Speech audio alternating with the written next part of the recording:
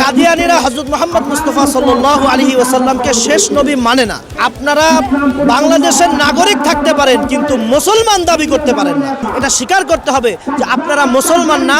আপনাদের রাজধানীর ঐতিহাসিক সোহরাওয়ার্দী উদ্যানে প্রথমবারের মতো অনুষ্ঠিত হলো আন্তর্জাতিক খতমে নবুয়ত মহাসম্মেলন, যেখানে দেশ বিদেশের শীর্ষ আলেম ও রাজনৈতিক নেতাদের উপস্থিতিতে জমে ওঠে এক ব্যতিক্রমী পরিবেশ। শনিবার অনুষ্ঠিত এই মহাসম্মেলনে লাখো মানুষের ঢল নামে, যা শুরু থেকেই সামাজিক যোগাযোগ মাধ্যম ও সংবাদ মাধ্যমে তীব্র আলোচনার জন্ম দেয়।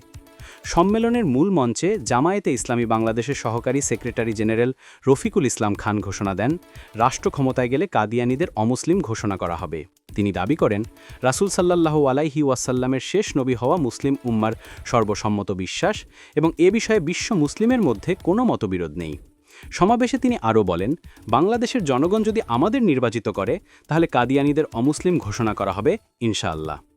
এ মহাসম্মেলনের মঞ্চে উপস্থিত ছিলেন বিএনপির স্থায়ী কমিটির সদস্য সালাউদ্দিন আহমেদ, ইসলামী আন্দোলন বাংলাদেশের আমির মুফতি সাইয়্যদ মোহাম্মদ রেজাউল করিম, হেফাজতে ইসলামের আমির মাওলানা শাহ মহিবুদ্দিল্লাহ বাবুনগরী, জমিয়ত উলামায়ে ইসলামের সভাপতি মাওলানা উবাইদুল্লাহ ফারুক এবং বাইতুল মুকাররম জাতীয় মসজিদের খতিব মুফতি আব্দুল মালেক সহ দেশের শীর্ষ আলেম ও রাজনৈতিক নেতারা। আন্তর্জাতিক এই সম্মেলনে সৌদি আরব, ভারত, পাকিস্তান সহ বিভিন্ন দেশের আলেমদের অংশগ্রহণ অনুষ্ঠানটিকে দিয়েছে বৈশ্বিক গুরুত্ব, যা আয়োজকদের মতে মুসলিম বিশ্বের ঐক্য ও বিশ্বাস রক্ষার প্রতীক হিসেবে নতুন অধ্যায়ের সূচনা করতে পারে।